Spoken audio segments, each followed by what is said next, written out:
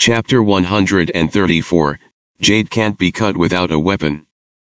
It's too much of a deception. It's definitely revenge. Jiang Xuning finally saw Zhang Sha unharmed during the day, and as soon as the tense heartstrings were loosened, he fainted steeply, slept until the evening, and woke up to feel tired. It turned out that he had been tired these days, and his body was pampered and tired early, but he was too nervous a few days ago and he didn't notice it. So he simply lay on the bed and ate something to fill his stomach, and went to ask Xiaobao Zhang Sha how he was. Xiaobao said that Master Zhang was also recuperating from his injuries. She wanted to find out. Who would have thought that before she could turn over and get out of bed, the people from Xie Wei's side came. Jianshu stood outside the door of her room, and did not go in, heard a shouting from inside, closed his eyes lightly, and still repeated calmly, "Sir, please go and learn the piano." Jiang Xuning puffed up, "I don't have a piano." Jianshu said, "Sir said, he has it there." Jiang Xuning almost choked to death, "I'm a patient." Jianshu said, "Xiaobao said that the doctor came to see, you are just tired, and there is no big problem." Jiang Xuning. Sure enough, that half-sized fart boy with a small belly and chicken intestines, must have hated that he didn't go to the inn at that time but went to the government to move the rescue soldiers, and gave Xie Wei a small report. When it comes to this, I can't push it off. She gritted her teeth and got up, changed her clothes, and tidied up a little before walking out the door. Jianshu brought an umbrella and wanted to hold it up for her. She inexplicably didn't dare to work with Xie Wei's subordinates, so she only took the umbrella and held it above her head, and then followed the sword book all the way to Xie Wei's courtyard at the other end of the courtyard. This should be the courtyard where the master of Shangqing Temple lives, a small one, independent in the corner of the mountain behind Shangqing Temple. It seems quiet and secluded. There was a lot of snow, but there was not a single light around. Jiang Xuning couldn't help but be stunned when she walked into the courtyard, and when she raised her eyes, she could only see a little warm yellow light in the window paper in the room, reflecting the fine snow falling outside, which was very interesting.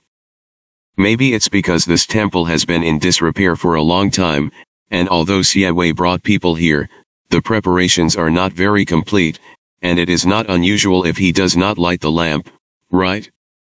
Jianshu stepped forward and knocked lightly on the door and said, "The second girl is here." A flat voice came from inside, "Come in." Jiang Xuning was still full of anger all the way here, and when she heard this voice, it was as if she was pouring a basin of ice water on her head. No matter how arrogant and angry she was, she suddenly went out cleanly, and her calves and stomach began to weaken. Jianshu pushed open the door, and Jiang Xuning walked in. There was only one light in the house. Xievapan sat on the side of the Luhan bed near the window. The light of the lamp and candle could only shine on half of his face. His fingers gently pressed his temples. There was a faint tiredness on his face, and he raised his eyes to look at her. She changed into the light purple dress. Although the style is not very novel, it can be regarded as exquisite workmanship, not as beautiful as the palace costume, but a little quiet and elegant with a small bridge and flowing water. After entering, he carefully saluted, "I have seen Mr." The slender neck, pale red lips, and fair cheeks only have a few small scratches on the head. Although they have been smeared with ointment, they have not completely healed. "I'm really not afraid that I won't be able to get married." Xie Wei waved his hand slightly. Jianshu was stunned and retreated. The two doors squeaked behind Jiang Xuning and closed gently. She trembled inexplicably and became nervous. Xie Wei said, "When you see me, you tremble like a mouse and a cat. Where did you have the courage to go to the government to rescue soldiers and aid Zhang Sha regardless of your own safety?" Jiang Xuning whispered, "Human life is a matter." Xie Wei raised his hand to her, "Come here, I can't see you clearly." This room is such a big place. Jiang Xuning still thinks that she is standing too close. I wish this room was bigger and she could stand farther away, Where did she expect Siawei to say this? What's not clear? But she was beating a drum in her heart, and she didn't dare to refute, so she took a step forward in a proper manner. Siawei frowned slightly, and said with a smile, if these two legs can't walk, then it's better to find an hour to help you saw. The hairs on Jiang Swining's back stand upside down. She looked at Siawei's expression when he said this with a smile, only to feel that there was 12 points of seriousness in his words, and there was a little bit of vaguely suppressed anger. Where did he dare to have half a point of friction? This time, we finally got closer. But it was still 2 or 3 paces away. Siawei spread his palm to her. Come on. The fingertips still have the scars left by the bowstring in the daytime, and looking at the red one, it looks like a stained red flaw left on the jade, so that people can't help but say pity at first sight. Jiang Swining was really a little confused. On the one hand, she felt that Siawei was extremely weird tonight, and she should stay away from him, and on the other hand, she felt scared, and she didn't dare to act too disobedient, and the two thoughts of advancing and retreating in her heart fought with each other, making her hesitantly raise her hand, and she didn't know whether to stretch out to Siawei. Siawei finally became a little impatient, all the expressions on his face faded, and he actually pulled her hand and pulled it towards him. Jiang Swining was unprepared and did not stand firm. Siawei sat on the luhan bed. The position was not high. She stumbled under her feet, and sat on the footrest in front of the luhan bed, looking up at him. Her heart was full of horror. His palm was cold, and he lifted it up to her pink cheek, and really leaned over to look at her. Siawei's face is really impeccable. The long eyebrows, phoenix eyes, thin lips, and straight nose, even the shadows cast by the eyelashes under the eyelids seem to be carefully depicted by the pen and ink of the heavens, and they are like gods, so that people can't feel half of the humiliation. But when Jiang Swining slammed into his eyes, he saw that there seemed to be a layer of shadow in his pupils. He looked at her with great seriousness, his gaze as sharp as the tip of a knife. It didn't take long for him to retreat a little, and the light that shone on his face before was also a little dimmed, making it difficult to see clearly. The slightly cool fingertips made her tremble. Jiang Swining's voice was trembling. First, sir. The skin pressed by the fingertips is really delicate, as if it will leave a mark when pressed, and it can be broken by blowing. Looking up at the person, the slender neck is exposed. Siawei glanced at it, as if he wanted to perceive something, or maybe the malice hidden in the depths of his skin quietly overflowed, so that he still didn't withdraw his hand, but said, the survival of a person is to benefit oneself first, and then benefit others. I look at you in the palace, every step of the way, only when you are clear-headed. I never wanted to go out of the palace, but I damaged my mind. Ning Er, do you remember what I said to you when I first entered the palace? He told her to be obedient and not to make him angry. Siawei's murderous intent never fakes. Jiang Swining didn't dare to move more, and replied, remember. Siawei's fingertips then exerted force. There was still a wound on her cheek, which made her hurt, frowned slightly, and then let go slightly, but her voice became more and more cold. If it weren't for me this time, you would have died more than 10 times. His actions like this are ruthless, but they are really out of line. But Jiang Swining has always regarded him as holy as a demon, and in his previous life, he had the courage to recommend himself as a pillow, but he was only humiliated, and he knew that he was not close to women when he learned Taoism and Buddhism, and he didn't think about it at all, but he hated her and tortured her. The more angry he became, the more obedient she became. Jiang Swining is a character who seeks advantages and avoids disadvantages, even though many things have been changed in this life, but he is used to looking for the cracks in people's hearts to drill into them, which is no longer a skill, but almost a skillful instinct. Whoever leaks some pity and unbearable intentions to her, she will take advantage of the gap. It's just because she was so pleasing to Wanyang when she was a child. At this time, under the tension, that instinct came out in wisps.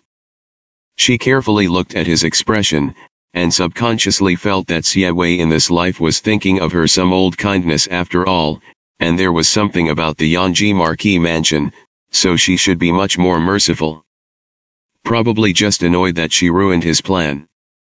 After all, it's about Shaw. So she was bold and smiled flatteringly, but the student is lucky, did he happen to bump into Mr. When the girl laughs, it looks like a peach blossom blooming with bright pink petals, which is really an indescribable delicate color. A little flattery, but not flattering, but giving people a sense of closeness and trust. People can't help but want to forgive her. Siawei saw it, but he snorted sharply, his fingers were forceful, and he actually pinched her chin, forcing her to raise her head. There was no kindness in his voice, but there was a kind of sober and terrifying coldness. I have been my student for a long time, and my strategic vision has not risen, but I am used to making this unpopular trick. Who taught you? He can pull a full bow without much effort, isn't it ordinary? 稍一用力，以叫江雪凝吃痛。 Tears suddenly welled up in her eyes, and when she heard his question, she felt thunder in her ears, and Fang remembered that she was afraid that she would be most disgusted by Siawei, and she was like this in her previous life, and she didn't dare to speak in a panic. Siawei looked down at her condescendingly, and said calmly, if I don't kill you, it's me who is not bad in nature. It's just that the people in the world, the bad ones must be killed, and the stupid ones can't stay. I let you live, but you gave up to be a child's play, and you couldn't even think of a more clever way to save people, so you had to take yourself. Ning Er, your learning is really in vain. Jiang Xuning was stunned. Siawei seemed to be tired of her to the extreme, and finally let go, closed his eyes and stopped looking at her, and said, go and practice. Jiang Xuning looked at him in a daze for a long time, and couldn't help but think, what did you teach me useful, and only reacted after a while, thinking that her head was caught by the door, and she dared to wander at this time, so she got up a little embarrassed. It's just that he was pulled down and sat down, and his knees hurt a little. She frowned slightly, and for some reason, she was inexplicably a little weak-hearted, but she didn't have her ordinary domineering temperament, and she didn't dare to scream, so she endured it and looked into the corner of the room. Sure enough, there was a piano table on the other side, and a piano was placed on it. Jiang Xuning looked familiar. It turned out to be Siawei's Ime. This is Siawei's own piano. Her eyelids jumped, and she didn't see any other piano when she looked left and right, and she was a little timid in her heart, and she didn't dare to touch it. However, seeing that Siawei was sitting there and had no intention of pointing her, he had to sit hard. It's just that I haven't practiced the piano for many days, and the soles of my hands are already rusty. Only then did he raise his hand and play the 2 sentences of Big Xiao Yin, and then he made a mistake. She was so frightened that she looked up to look at Siawei, but saw that his wrists were on his knees and his fingertips were hanging down, as if he was sitting in the dim light. His expression was dark, and he didn't know what he was thinking, so he didn't come to scold her. So I was a little relieved. She quickly changed it, pretended to be fine, and continued to play. The slightly trembling piano sound, flowing out between the swaying strings, the sound quality is excellent. If the high is like the cry of the clear phoenix, the low place is like the intermittent Guanyin Yu, there is a happy place to rush to the sky, and when the intestines are broken, it is gloomy. The swords, books, swords, and pianos were all listening outside. There was no sound in the quiet night, only the sound of the snow falling thickly on the pines. In the simple and clean house, there was a strong smell of medicine, and it was the doctor who changed the medicine and rebandaged the wound of Zhangsha, and sighed, it's so close to not hurting the vital point, otherwise such a deep knife, I'm afraid that I will have to kill. Zhang Shu closed his robe, but suddenly looked out of the window lattice. There are shadows of mountains and trees in the dark courtyard, but the sound of the piano is constantly drifting to the Jedi, and it is still a little jerky at first, but after playing for a long time, it gradually adds a little roundness, and it has a bit of handy taste. In such a situation, the only one who still has to bring Zhang Qin out is that young Master Xie. It's his piano. But it wasn't his voice. Zhang covered his eyes, let the doctor carry the medicine box out, raised his hand and slowly stroked the wound on his shoulder. The pain was hidden in the depths, and it did not disappear. He listened to it for a long time, and then the sound of the piano gradually stopped. Zhang Xuning really didn't know whether she had been playing for half an hour or an hour, but she felt that her fingers were about to be strangled by the strings and hurt, and she couldn't resist it, so she had the courage to stop. At a glance, Xie Wei, who was originally sitting, did not know when he had fallen down. She got up, walked over lightly, and called in a low voice, "Mr. Xie." Xie Wei leaned on the pillow beside him, his eyes closed. Even though there was a soft candle flame illuminating a little, there was no blood on his pale face, as if he was asleep. Without the cold and fierce anger that made people frightened, his flat eyebrows were as quiet as a deep mountain, but he still didn't dare to disturb him for a while, and he was frightened by the heavens. Zhang Xuning was silent when she saw it. She stood in front of her, and did not dare to scream again, and when she thought to herself, she thought that this was a perfect opportunity, and it was time to smear the soles of her feet with oil. So, like a cat, he tiptoed out the door. Just seeing the door, she glanced back, bit her lips slightly, hesitated for a moment, or walked back again, pulled a velvet blanket on the side, held her breath, and put it on his shoulder a little bit. It's like being a thief. Then he opened the door again and dodged out. They had been waiting outside the door for a long time, and when they saw her come out, they looked back and were about to speak. Zhang Xuning hurriedly put a finger to her lips. Jian Shudao Qin was stunned. She tried her best to lower her voice, and made a lip shape, "Sir is asleep." Jian Shudaoqin was stunned again, and he couldn't help but be stunned when he looked at each other. Zhang Xuning was as happy as a mouse who stole the oil, waved his hand to them, and picked up the umbrella that was leaning against the wall before, and he didn't need to be sent, and he was already lucky to slip away with brisk steps.